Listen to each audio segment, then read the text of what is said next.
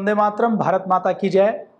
पूरे देश व दुनिया में आज योग का, आयुर्वेद का डंका बज रहा है, लेकिन दुर्भाग्य की बात है कि अपना ही देश भारत, जहां हजारों साल पहले महर्षि सुश्रुत, महर्षि चरक, महर्षि धन्वंतरी जैसे ऐसे वैज्ञानिक रहे, ऐसे डॉक्टर हुए, ऐसे वैद्य हुए जिन्होंने केवल कुछ दवाइयां नहीं खोजी, कुछ केमिकल साल्ट हार्मोन्स की खोज नहीं की, उन्होंने ये खोज की कि मानव जीवन कैसे अच्छा बने, मानव जीवन स्वस्थ कैसे हो, मानव जीवन कैसे और स्वावलंबी बने, मानव जीवन में कैसे किस प्रकार से लाभ बने, ये खोज उन्होंने की है।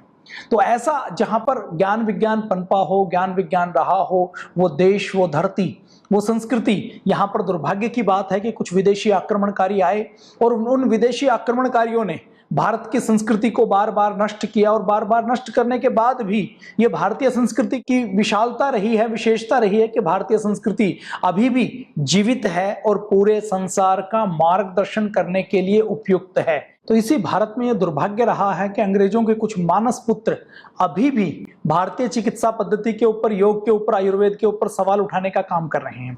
इनको मुंह तोड़ उत्तर देने की आवश्यकता है और पूरा देश इनको मुंह तोड़ उत्तर दे रहा है। अभी पूरे देश व दुनिया में महामारी फैली हुई है। लोगों को ऐसा लगता था कि भारत के अंदर खूब सारी डेथ होंगी, भारत के अंदर कोरोना जब आएगा तो कहर बन के टूटेगा, महामारी में लाशें बिछ जाएंगी, हर घर से लाशें निकलेंगी, कोई इलाज नहीं हो पाएगा। लेकिन हम यदि डेथ का रेशो देखते हैं तो जितना पश्चिमी देशों में डेथ का रेशो रहा है, भारत की डेथ का रेशो उससे कई गुना कम रहा है। और आधुनिक चिकित्सा विज्ञान का दिवालियापन देखिए। भारत के अंदर एक संस्था है Indian medical association. Indian medical association से बहुत से डॉक्टर जुड़े हुए हैं, उसमें से 90% डॉक्टर अच्छे जुड़े हुए हैं, और जो अच्छे डॉक्टर हैं उनका हम पूरा सम्मान करते हैं। अच्छे डॉक्टर देवता की तरह हैं। हमारे वेद दर्शन उपनिषद में भी वैद्य को भगवान का दूसरा रूप माना गया है। जो अच्छे डॉक्टर हैं, जो लालची नहीं है, जो किडनी नहीं निकालते, जो फार्मा कंपनियों के एजेंट नहीं है, जो ड्रग माफिया के गुलाम नहीं है, वो निश्चित तौर पर बधाई के पात्र हैं। अच्छे डॉक्टरों ने, लाखों डॉक्टरों ने हॉस्पिटल्स के अंदर पीपी किट पहनकर पसीने में अपने प्राण तक दिए हैं, अपने रोगियों की जान बचाते हुए अपनी आहुति दी है, उन सबको नमन करते हैं। लेकिन कुछ ऐसे डॉक्टर भी हैं जिन्होंने पीपी किट पहनकर, मरीज की पीपी किट खोलकर उनकी ऑक्सीजन हटाकर उनको डेथ दी है, उनको गलत दवाइयां दी हैं, उनको मरने के बाद उनकी किडनी निकाल कर बेची है। तो कुछ ऐसे भी डॉक्टर हैं जिनको हमारे जो अच्छे डॉक्टर हैं वो खुद डॉक्टर नहीं कहेंगे बल्कि डकैत कहेंगे। ऐसे ही अगर हम इतिहास में जाते हैं तो पहले 200 साल पहले तक केवल आयुर्वेद होता था। आयुर्वेद से ही हर व्यक्ति अपने जीवन की रक्षा करता था, अपने आप को संभालता था। लेकिन इन पिछले 150-200 सालों में अंग्रेजों ने हमारी चिकित्सा पद्धति को बदल दिया, और अभी आयुर्वेद कितना गहरा है आप अंदाजा लगा लीजिए कि हिंदुस्तान के बहुत से, अभी भी 80% हिस्से में 80% आबादी को कोई एलोपैथी का ट्रीटमेंट नहीं मिल पाता। वो ट्रीटमेंट लेते हैं तो उनको ट्रीटमेंट आयुर्वेद का ही लेना पड़ता है, जड़ी बूटियों के रूप में, रसोई घर के मसालों के रूप में, खेत खलिहान में जो खड़े हुए पेड़ पौधे हैं उनके रूप में लेना पड़ता है। तो ये हमारा सुपर साइंस रहा है। आज की जो आधुनिक एलोपैथी है उसकी आयु केवल 200 वर्ष की है। 200 वर्ष का उनका इतिहास है, और 200 वर्ष के उनके इतिहास में ऐसी कोई बहुत बड़ी उपलब्धि नहीं है जिसको हम कोट कर सकें। इन 200 वर्षों में मानव की औसत आयु, हालांकि डाटा में वो दिखाते हैं कि औसत आयु हमने बढ़ा दी। पहले लाइफ 40 साल की होती थी, लेकिन अब हमने 80 साल तक कर दी है। लेकिन वो केवल आंकड़ों का खेल है, केवल झूठ है। आज यदि हम लाइफ एक्सपेक्टेंसी की बात करें तो महर्षि चरक सुश्रुत दीर्घायु होने की बात करते थे। दीर्घायु होने के साथ साथ हितायु होने की बात करते थे, सुखायु होने की बात करते थे। लेकिन ये आधुनिक चिकित्सा पद्धति ऐसी पद्धति है कि व्यक्ति 40 साल का नहीं हुआ तो 40 साल का होते होते उसको डायबिटीज हो जाती है, उसको आर्थराइटिस हो जाता है, वो पेन मैनेजमेंट करता है, उसको खून पतला करने वाली दवाई खानी पड़ती है, उसके दिल की धड़कन अनियमित हो जाती है, उसको ठीक करने की वो दवा खाता है, थायराइड की दवा खाता है, माइग्रेन पेन की दवा खाता है, तरह तरह की दवाइयां खाकर वो जीवन जीता है। वो जीवन जीना नहीं है, वो एक गुलामी का जीवन जीता है, दवाइयों की गुलामी करनी पड़ती है। उसके बाद वो कहते हैं कि व्यक्ति बिस्तर पर पड़ा रहा, व्यक्ति के जीने में ना आनंद है, ना सुख है, ना वो खा सकता, ना वो चल सकता, वो ना समाज के लिए प्रोडक्टिव है, ना वो स्वस्थ है, वो केवल बीमारियों के सहारे जी रहा होता है। उसकी देखरेख करने के लिए 2 व्यक्तियों को लगना पड़ता है। तो ये आधुनिक चिकित्सा विज्ञान है। इसने लाइफ तो बढ़ा दी, लेकिन लाइफ का आनंद खत्म कर दिया। हमारे आयुर्वेद के ग्रंथ, आयुर्वेद का शास्त्र वो शास्त्र है जिसने इस जिंदगी का आनंद खत्म नहीं किया, इस जिंदगी के आनंद को बढ़ाने का काम किया है। तो ये हमारा आयुर्वेद है। अभी आपने देखा होगा कि कोरोना फैला हुआ है, तो कोरोना में बहुत सी दवाइयां दी जा रही है। जब पिछले साल कोरोना आया तो कहा कि कोई दवाई नहीं है, ये 4 एपिसोड बनेंगे, चारों एपिसोड मेरा आपसे निवेदन है कि ये सीक्वेंस में आप देखिएगा तो आपको पूरे विवाद का भी पता लगेगा, अपने आयुर्वेद की क्या ताकत है इसका भी पता लगेगा, और क्या हो रहा है इसका भी आपको पता लगेगा।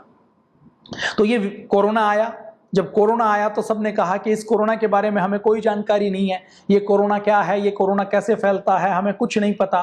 कोरोना के विवाद से पहले पिछले साल जब लोगों ने कहा कि इसकी कोई दवाई नहीं है, तो हर डॉक्टर ने अपने अपने प्रयोग किए। कुछ गाइडलाइन WHO ने जारी की, कुछ गाइडलाइन भारत की जो स्वास्थ्य की ठेकेदार संस्थाएं हैं उन्होंने जारी की।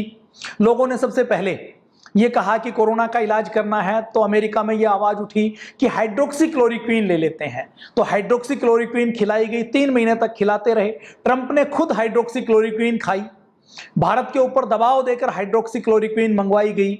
लेकिन बाद में 3 महीने 4 महीने बाद जब हाइड्रोक्सीक्लोरोक्वीन का कोई फायदा नहीं हुआ और उल्टे उससे नुकसान होने लगे, तो ये कहा गया कि ये जो हाइड्रोक्सीक्लोरोक्वीन है इसका कोई फायदा नहीं है। उसके बाद दूसरी एक दवा आई टेमीफ्लू के नाम से, फेबीफ्लू के नाम से, वो दवा भी खिलाने के बाद रिजेक्ट हो गई। उसके बाद तीसरी दवा आई रेमडेसिवियर। ये दवा इंजेक्शन के रूप में भारत में भी बिकती है, पूरी दुनिया में। यह कहा गया कि रेमडेसिवियर का इंजेक्शन दे दिया जाए तो कोरोना से प्राण बच सकते हैं। भारत में अभी 3 महीने के अंदर तो ऐसा हाल हुआ कि रेमडेसिवियर के इंजेक्शन की जिसकी कीमत 500 से 1000 रुपए से भी कम पड़ती है, वो 5000 से लेकर 75,000 रुपए तक बिका। 75,000 रुपए तक के बिकने वाले ये इंजेक्शन जिसको लगाए गए, तो रिजल्ट ये निकला कि रेमडेसिवियर के इंजेक्शन जिसको लगाए गए उनको शुगर एकदम बुस्ट हुई, भ्रष्ट हुई, शुगर भ्रष्ट हो गई, शुगर के पेशेंट बन गए। वो पता नहीं कोरोना से बचे या नहीं बचे, लेकिन शुगर उनको जरूर हो गई। और शुगर तो तत्काल हम नाप सकते हैं, बहुत सी ऐसी बीमारियां हैं जिनको हम तत्काल नहीं नाप सकते, वो कितनी बीमारियां उनको रही होंगी इसका हम अंदाजा नहीं लगा सकते। तो रेमडेसिवियर आया। रेमडेसिवियर के बाद उन्होंने कहा कि प्लाज्मा थेरेपी कर दी जाए, तो रेमडेसिवियर को भी रिजेक्ट कर दिया गया। उसके ऊपर अभी 1 साल लगाने के बाद रोक लगाई गई। फिर प्लाज्मा थेरेपी, प्लाज्मा खूब चढ़ाया गया, यूरोप में पहले ही बैन कर दिया, WHO ने काफी पहले कह दिया, लेकिन भारत में फिर अब कहा कि प्लाज्मा का कोई फायदा नहीं। प्लाज्मा के लिए मरीज भटकते रहे, क्यों? क्योंकि डॉक्टर ने लिखा है। अब डॉक्टर जो लिख रहा है वो डॉक्टर ने कोई रिसर्च पेपर नहीं पढ़ा, डॉक्टर की कोई नहीं समझ नहीं है, डॉक्टर इतना व्यस्त है कि उसके पास कुछ समझ नहीं है कि जो एक्सपर्ट है उनको कैसे, वो भी मीडिया को देखकर, टीवी को देखकर, या मेडिकल लॉबी का फार्मा एजेंट जो उनको समझाता है कि इससे ये हो जाएगा, इससे ये हो जाएगा, वो लेकर वो उसको लिखना शुरू कर देता है। तो रेमडेसिवियर को लिखा, प्लाज्मा थेरेपी को लिखा। और प्लाज्मा, ब्लड के अंदर हमारे 4 अंग होते हैं, हमारा RBC, WBC, हमारे प्लेटलेट्स और प्लाज्मा। उस प्लाज्मा के अंदर एंटीबॉडीज होते हैं। तो डॉक्टरों ने यह सोचकर कि किसी कोरोना हुए व्यक्ति के एंटीबॉडीज वाला ब्लड ले लिया जाए और दूसरे व्यक्ति को चढ़ा दिया जाए, तो उसके शरीर के एंटीबॉडीज से जो ताकत मिलेगी उससे दूसरे व्यक्ति के प्राण बच जाएंगे। ये सोच के प्लाज्मा थेरेपी की गई। लेकिन अब पहले WHO ने और भारत की भी सारी स्वास्थ्य की ठेकेदार संस्थाओं ने यह कह दिया कि ये प्लाज्मा थेरेपी का कोई फायदा नहीं है। उसके बाद खूब स्टीरॉयड दिए गए। स्टीरॉयड जिन जिन को दिए गए उससे ये पता लगा कि जिन जिन को स्टीरॉयड दिए गए उनको तो भयंकर नुकसान हुआ है। फिर उसके बाद एंटीबायोटिक दिए गए। समझदार डॉक्टर ये कहते रहे कि ये एंटीबायोटिक कोई असर नहीं करेंगे, क्यों? क्योंकि ये वायरस है और एंटीबायोटिक बैक्टीरिया के ऊपर काम करती है। लेकिन फिर भी एंटीबायोटिक खिलाए गए, और जिनको एंटीबायोटिक और स्टीरॉयड दिए गए, एक बड़े देश के वर्ग का ये मानना है कि उनके खून में थक्के जमे और उनको हार्ट अटैक हुआ। तो ये सब षड्यंत्र लगातार चल रहा है। अब इस षड्यंत्र के बीच में, इन सारी चीजों के बीच में, जिस एलोपैथी, जो मॉडर्न मेडिकल साइंस दम भरती है कि मेरे पास सब चीजों का इलाज है, मैंने DNA को खोज लिया, मैंने जीन्स को खोज लिया, मैंने क्रोमोजोम्स के ऊपर स्टडी कर ली, हम ये पहचान कर लेते हैं, हमने नैनो रोबोट बना लिए हैं, हमने शरीर के अंदर आंख को ट्रांसप्लांट करना शुरू कर दिया, लीवर को ट्रांसप्लांट कर देते हैं, किडनी को ट्रांसप्लांट कर देते हैं, अब तो हम हार्ट को भी ट्रांसप्लांट कर देते हैं। हमने एक्सरे बना लिया, हमने एमआरआई बना लिया, हमने सीटी स्कैन बना लिया, हमने पेट स्कैन बना लिया, हम खून के अंदर क्या क्या होता है इसको बहुत बारीकी से देख सकते हैं। इन सारे दावों के बावजूद हमने देखा कि पूरा आधुनिक मेडिकल साइंस, आधुनिक मॉडर्न साइंस धर धराकर भर भराकर गिरा। उसकी कोई नई रिसर्च, कोई कामयाबी एक छोटे से वायरस के सामने असर नहीं दिखा पाई। लाखों लोगों को अपनी जान देनी पड़ी। और यह हाल दुनिया के अफ्रीकन कंट्रीज में नहीं हुआ, बल्कि दुनिया का ठेकेदार, वो देश जो कहता है कि मैं WHO को चलाता हूं, मैं सारी नई रिसर्च करता हूं, वो देश अमेरिका जो अपने आप को पूरी दुनिया का दादा मानता है, पूरी दुनिया का बॉस और लीडर मानता है, वो कहता है कि पूरी दुनिया मेरे पीछे चलेगी, जो सारी IMF से लेकर वर्ल्ड बैंक से लेकर सारी संस्थाओं को जो संचालित करने का काम करता है, जो कहता है कि पूरी दुनिया के किसी भी देश में मेरी मर्जी के बिना पत्ता नहीं हिल सकता, ऐसे अमेरिका के अंदर जिसका बजट भारत के बजट से 240 गुना ज्यादा है, ऐसे देश में जहां भारत में यदि हेल्थ के ऊपर 1 रुपया हम खर्च करते हैं तो वो 240 रुपए खर्च करते हैं, उस अमेरिका जैसे देश में जो दुनिया की राजधानी जिस न्यूयॉर्क को कहा जाता है, उसके अंदर लाशों के ढेर लगे। आइसक्रीम ढोने वाले फ्रिज के अंदर लाशों के ढेर को ढोना पड़ा। ऐसे देश में जब यह हालत हुई तो सबको पता लगा कि यह मॉडर्न मेडिकल साइंस फेल है। और जब इस मॉडर्न मेडिकल साइंस के सत्य के बारे में इस देश में सेवा करने वाले, काम करने वाले एक योगी योद्धा सन्यासी परम पूज्य स्वामी रामदेव जी महाराज और श्रद्धेय आचार्य जी ने जब इसके बारे में आवाज उठाई, जब इसके बारे में कहा कि ये थेरेपी कारगर नहीं है, इसकी बजाय योग आयुर्वेद किया जाए, हम जड़ी बूटियों का प्रयोग करें तो कोरोना से बच सकते हैं, तो भारत के अंदर एक संस्था है जिसको इंडियन मेडिकल एसोसिएशन कहते हैं। 1928 में यह संस्था बनाई गई और 1928 की बनी हुई इस संस्था को अंग्रेजों ने उस समय बनाया था। अंग्रेज आज से 500 साल पहले जब भारत में आए थे तो वो कोई चैरिटी करने के लिए नहीं आए थे, वो कोई भारत को सभ्य बनाने के लिए नहीं आए थे, क्योंकि वो खुद सबसे बड़े असभ्य थे। भारत तो पहले से सदियों से सभ्य रहा है, तो वो 500 साल पहले हमें लूटने के लिए आए और उनको यह पता था कि यदि हमें हजारों सालों तक लूटना है तो भारत के एजुकेशन सिस्टम को, भारत की संस्कृति को, भारत की परंपराओं को ध्वस्त करना है। और भारत की संस्कृति, परंपराओं, एजुकेशन सिस्टम को ध्वस्त करना है तो भारत के जनमानस को गुलाम बनाना पड़ेगा। और गुलाम बनाने के लिए हम शिक्षा को तो नष्ट करेंगे ही करेंगे, भारत की चिकित्सा पद्धति को भी नष्ट कर देंगे और इसके साथ साथ भारत के भोले भाले लोगों को हम उनके वैदिक सनातन धर्म से, वैज्ञानिक धर्म से विमुख करके उनको जीसस का, उनको यीशु मसीह का चेला बनाएंगे, उनको क्रिश्चियनिटी में कन्वर्ट करेंगे। इस उद्देश्य के साथ अंग्रेज भारत आए थे, पुर्तगाली आए, डच आए, सबका उद्देश्य एक ही था कि भारत को लूटे और इसके साथ साथ भारत को परमानेंट गुलाम बनाए, मानसिक गुलाम बनाए। और अंग्रेज क्योंकि उनमें सबसे ज्यादा चुस्त थे, तेज तर्रार थे, लड़ने में माहिर थे, शातिर थे, रणनीति बना सकते थे, कूटनीति खेल सकते थे, उन्होंने डच पुर्तगालियों से भी आगे बढ़ते हुए, फ्रांसीसियों से आगे बढ़ते हुए भारत के ऊपर राज किया। और राज करते करते उन अंग्रेजों ने भारत को सांस्कृतिक और मानसिक गुलाम बनाने के लिए अपनी ईसाई मिशनरी वो साथ लेकर आए।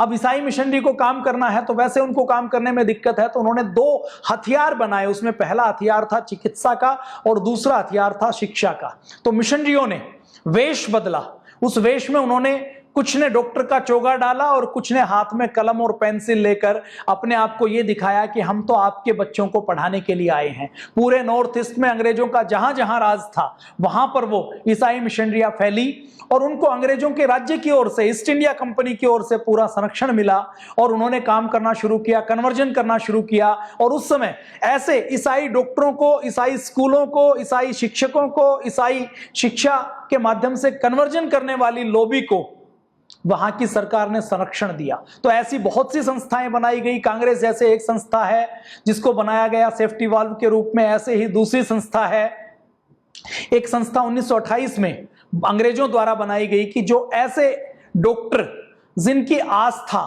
अंग्रेजों के अंदर है उनको लेकर एक संस्था बनाई, इंडियन मेडिकल एसोसिएशन। ये इंडियन मेडिकल एसोसिएशन भारत सरकार के सोसाइटी रजिस्ट्रेशन एक्ट के तहत बनाई गई। अंग्रेजों के समय इसको विशेषाधिकार प्राप्त थे। क्यों? क्योंकि अंग्रेजों के मन का काम करती थी। मन का काम क्या था कि वो डॉक्टर का कोट पहनकर जब नर्सें जाती थी, जब डॉक्टर जाते थे, तो उनका एक ही काम होता था कि भोले भाले लोगों को चिकित्सा के नाम से उनका कन्वर्जन करना, उनको कुछ गोली दवाई देना और फिर उनका ब्रेन वॉश करना, गोली दवाई से ठीक करके जादू टोना ढोंग आडंबर अंधविश्वास करके उनको ये दिखाना कि देखिए आपका जो रोग मुक्त आपकी हुई है तो वो यीशु मसीह ने की है, तो आप कन्वर्जन लेकर आप ईसाई धर्म को अपना लीजिए। इस काम के साथ उन्होंने ये शुरू किया। और ये जब उन्होंने शुरू किया, ये काम किया, तो इस इंडियन मेडिकल एसोसिएशन नाम की संस्था का गठन किया।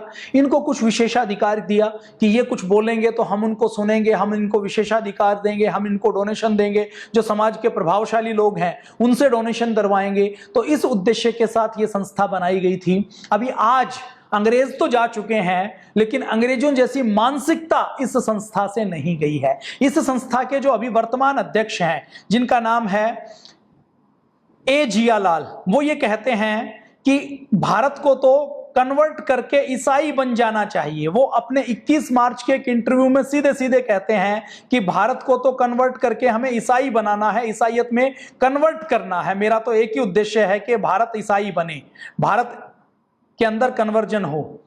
किस प्रकार से वो करना चाहते हैं मैं आपको दिखाता हूं। ये जो इंडियन मेडिकल एसोसिएशन है, इससे जो डॉक्टर जुड़े हुए हैं 90% डॉक्टर बहुत अच्छे हैं, लेकिन अगर पदाधिकारियों की मानसिकता की बात करूं तो मैं चाहूंगा कि चिकित्सक बंधु खुद भी देखें। आईएमए के जो अध्यक्ष हैं ए जॉन रोज ऑस्टिन जयलाल, ये ईसाई सपोर्टर हैं, कट्टर ईसाई सपोर्टर हैं। ये अपने न्यूज में ये कहते हैं, अपने इंटरव्यू में ये कहते हैं कि इस भारत में यदि कोरोना खत्म हुआ है तो इसमें ईसा मसीह का योगदान है, और कोरोना खत्म होगा तो वो भी ईसा मसीह के योगदान से ही होगा। कोई क्रिश्चियन बन जाएगा तो जल्दी वो कोरोना से मुक्त हो जाएगा। ऐसे ऐसे स्टेटमेंट ये देते हैं। और क्या कहते हैं? ये कहते हैं कि मेरा मतलब क्या है, मैं आईएमए का प्रेसिडेंट बना हूं तो मैं ये देखता हूं कि इस देश में जितने मेडिकल कॉलेजेस हैं, जितने यंग स्टूडेंट आते हैं, उन यंग स्टूडेंट के अंदर मैं ऐसी भावना भर दूं कि जिससे वो क्रिश्चियन बन जाएं, वो ईसाई बन जाएं। ये मेरा सपना है। और आईएमए के राष्ट्रीय उपाध्यक्ष कौन है? आईएमए के राष्ट्रीय उपाध्यक्ष है नवजोत सिंह दहिया जी।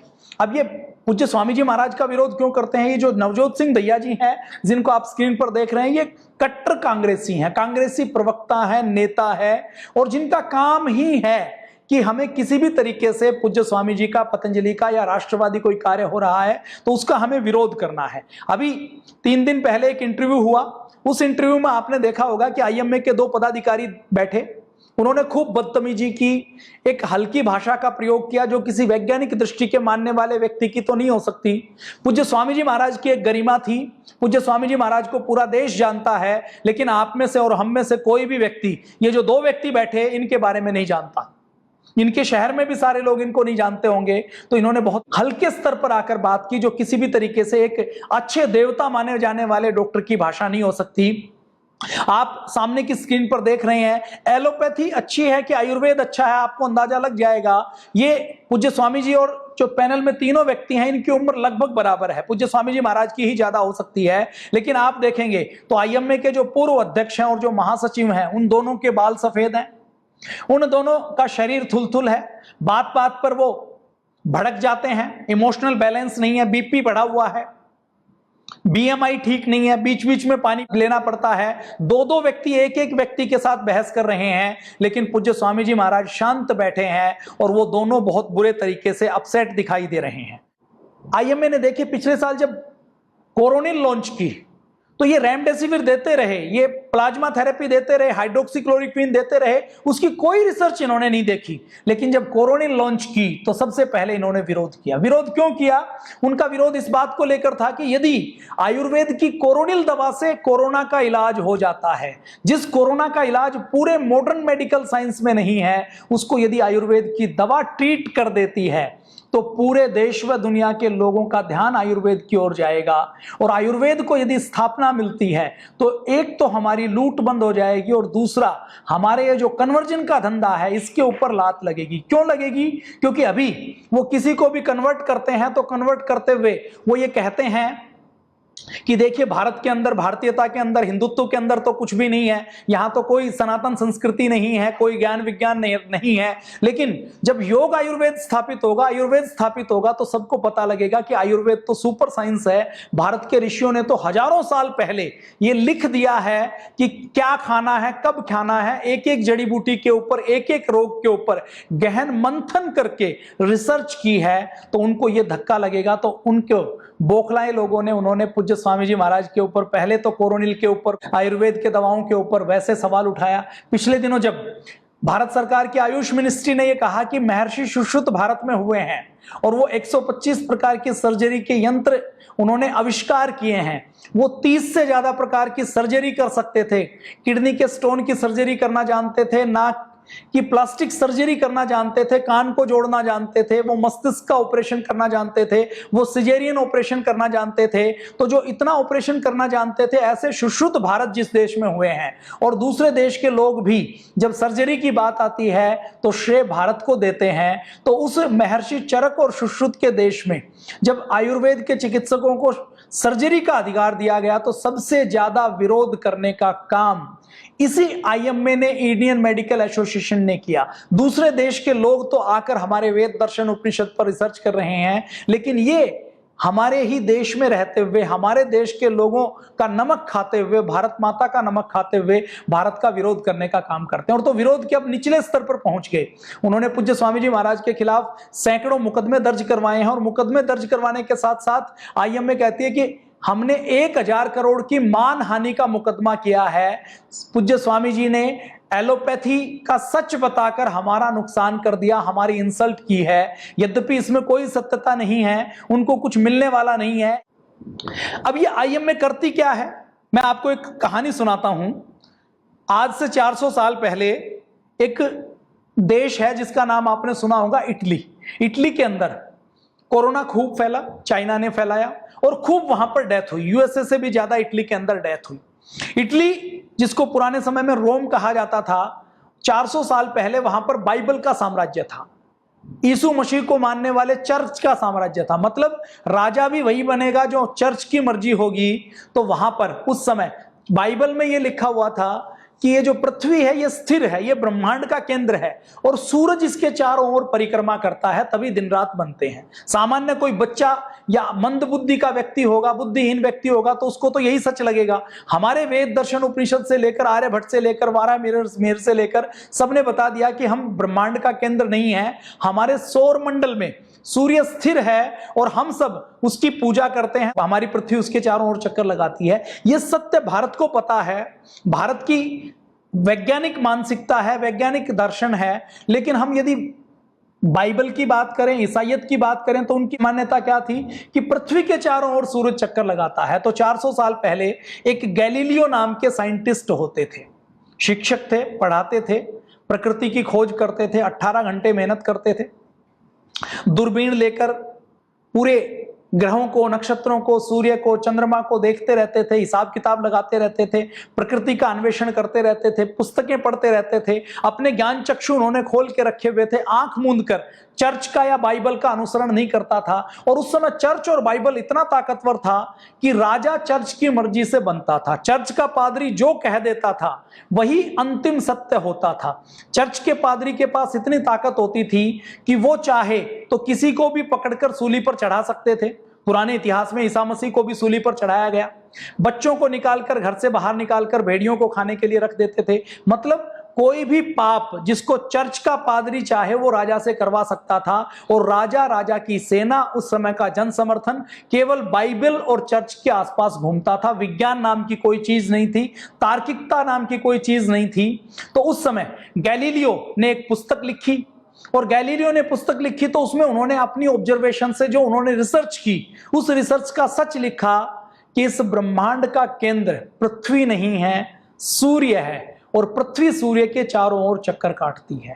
अब जैसे ही इटली में यह पुस्तक छपी, पूरे चर्च में, पूरे पादरियों में, पूरे बाइबल को मानने वाले ईसाई समुदाय में खलबली मच गई। क्योंकि उनके लिए ज्ञान का मतलब केवल वही जो बाइबल में लिखा हुआ है, बाइबल से बाहर वो कुछ सोच नहीं सकते, बाइबल से बाहर वो जा नहीं सकते। तो उन्होंने तुरंत खलबली मची, तो उन्होंने गैलीलियो को पकड़कर बुलाया और उनको कहा कि तुम अपनी ये पुस्तक वापस लो। पुस्तकों की प्रतियों को जला दिया गया और ये कहा कि तुम माफी मांगो, नहीं तो तुम्हें मृत्युदंड देंगे। गैलीलियो ने जब पूछा कि किस बात की माफी, तो उन्होंने कहा कि बाइबल में लिखा है कि पृथ्वी सूर्य के चारों ओर चक्कर नहीं, सूर्य पृथ्वी के चारों ओर चक्कर काटता है, तो तुम्हें वही कहना पड़ेगा, वही मानना पड़ेगा। हमारे लिए विज्ञान वही है जो बाइबल में लिखा हुआ है। गैलीलियो ने तर्क देने की कोशिश की, समझाने की कोशिश की, लेकिन वो बूढ़ा 70 साल का वैज्ञानिक जो केवल जन सेवा और जन कल्याण करना चाहता था, उसके किसी भी तर्क को उन्होंने स्वीकार नहीं किया। अब गैलीलियो ने जब सामने देखा कि ये लोग तो मुझे मार देंगे, बाहुबल इनके पास है। आज कल के जमाने में हम समझें तो जैसे अफगानिस्तान में तालिबान का शासन था, तो वैसी ही कुछ स्थिति वहां पर बनी हुई थी। वहां पर वैसे ही आतंकवादी जैसे लोग शासन के अंदर थे। तो गैलीलियो ने सोचा कि जान बचाने के लिए मैं कह देता हूं। तो जान बचाने के लिए उन्होंने कह दिया कि आप ठीक कह रहे हैं, सूर्य पृथ्वी के चारों ओर चक्कर काटता है। लेकिन गैलीलियो की अंतरात्मा नहीं मानती थी। तो उस समय गैलीलियो ने अपने मन में यह कहा बुदबुदाते हुए कि सच तो यही है कि पृथ्वी सूर्य के चारों ओर चक्कर काटती है।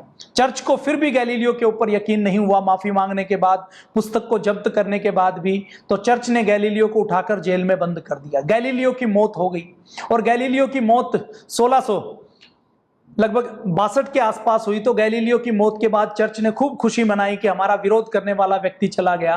गैलीलियो के जाने के 200 साल बाद जब 18वीं शताब्दी के अंदर यह पता लगा कि सूर्य नहीं घूमता, पृथ्वी घूमती है, तो चर्च के लोगों को एहसास हुआ कि इसमें तो पूरी दुनिया में हमारी खिल्ली उड़ेगी। तो वेटिकन सिटी, जो इन चर्च का जो मुख्य केंद्र है, उस वेटिकन सिटी में पोप सेकंड ने यह निर्णय लिया कि 350 साल बाद हमें गैलीलियो से माफी मांगनी चाहिए। और 350 साल बाद लिखित रूप में गैलीलियो से उन चर्च के पोप ने माफी मांगी कि 350 साल पहले हमने विज्ञान को नहीं माना, हमने अज्ञान का परिचय दिया और गैलीलियो के ऊपर हमने अत्याचार किया। उसकी पुस्तक को जब्त करके उसके ऊपर रोक लगाकर हमने अत्याचार किया था, ये उनको मानना पड़ा। इस अब 20वीं शताब्दी में, 21वीं शताब्दी में, विज्ञान के युग में भी लोगों की मानसिकता ऐसी बनी हुई है कि आज भी यदि कोई पूज्य स्वामी जी महाराज जैसे व्यक्तित्व विज्ञान की बात करते हैं, गैलीलियो की बात करते हैं, तो उस गैलीलियो की तरह उनकी आवाज को भी दबाने की कोशिश की जाती है। पूज्य स्वामी जी महाराज जो कहते हैं वो गैलीलियो की कहानी से बहुत कुछ मिलता जुलता है। जैसे गैलीलियो ने जो कहा था वो सच था, ऐसे ही पूज्य स्वामी जी महाराज जो कह रहे हैं वो पूर्ण रूप से सच है। अब बहुत सी रिसर्च हो चुकी है। आने वाला समय निश्चित तौर पर एलोपैथी को नकारेगा और आने वाला समय केवल आयुर्वेद के ऊपर ही आएगा। और ऐसी बहुत सी रिसर्च हैं, ऐसी बहुत सी चीज हैं जो हमें दिखाती हैं, जो हमें बताती हैं कि ये जो विज्ञान है वो ये कहता है कि देश के अंदर भी लाखों व्यक्तियों ने, करोड़ों व्यक्तियों ने काढ़े का प्रयोग किया और जिन्होंने काढ़े का प्रयोग किया हॉस्पिटल नहीं गए, उनकी जान कम गई, उन्होंने घर पर अपने आप को क्योर कर लिया। काढ़े का प्रयोग करते करते ऐसे बहुत से हुए जिसके घर में बाकी लोग तो बीमार पड़ गए लेकिन वो बीमार नहीं पड़े।